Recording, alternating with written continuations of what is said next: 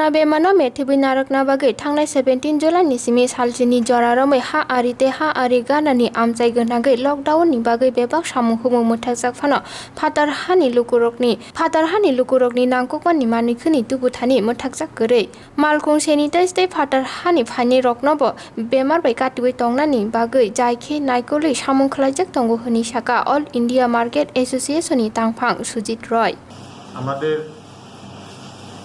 রাজ্যে সীমান্ত এলাকাগুলোতে যে লকডাউন চলছে তাতে আমাদের রাজ্যের যে প্রধান ইন্টিগ্রেটেড চেকপোস্ট আছে এখান দিয়ে আমদানি রপ্তানির ক্ষেত্রে কোনো রকম বাধ্যকতা নেই, কারণ ভারতবর্ষের যেগুলি স্থলবন্দর আছে তার মধ্যে বিশেষভাবে বেনাপোল, পেট্রোপোল বা আমাদের সুতারকান্দি যে স্থলবন্দরগুলো আছে এখানে নিয়মিত মাল আনা নেওয়া করা যাচ্ছে না বিভিন্ন পরিস্থিতির কারণে। কিন্তু আমাদের রাজ্য সরকার এই ব্যাপারে খুব সদয়, যাতে আমাদের রাজ্যের মধ্য দিয়ে পুরো নর্থ ইস্টে মালামাল আনা যায় তার জন্য আমাদের বন্দর খোলা আছে। আমাদের এখান দিয়ে গত এক সপ্তাহ ধরে ধরুন ড্রাই ফিশ আমাদের রাজ্যের ব্যবসায়ীরা বাংলাদেশে এক্সপোর্ট করেছে, আদা এক্সপোর্ট হয়েছে।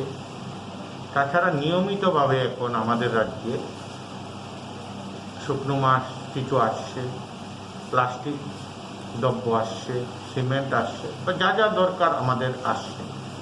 এই ক্ষেত্রে খুব সঠিকভাবে স্যানিটাইজ করে গাড়িগুলোকে এই রাজ্যে ঢুকানো হচ্ছে এবং যারা মালামাল আনলোড লোডিং করছে এদেরকেও অথরিটি খুব সুন্দরভাবে তাদেরকে স্যানিটাইজের ব্যবস্থা করেছে।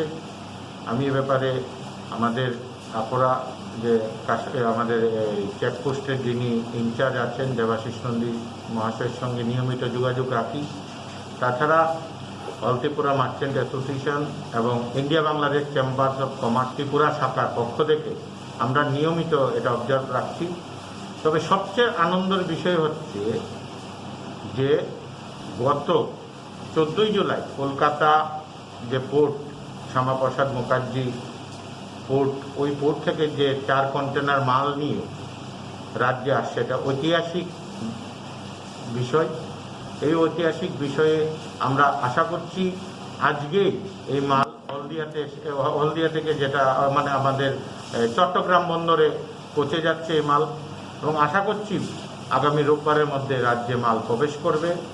আমাদের গর্বের বিষয় হচ্ছে যে এই রাজ্যে প্রথমবার এরকম পরীক্ষামূলকভাবে আমরা শুধু রাজ্যে না বহির্রাজ্যে এই মাল নিয়ে যাচ্ছে। আমাদের করিমগঞ্জের যে ট্রেডার্স আছে ওরা ডাল নিয়ে যাচ্ছে আমাদের রাজ্যের মধ্য দিয়ে, এবং আমাদের টিএমটি বার আসবে যেটা বুজ্জংনগরে যাবে।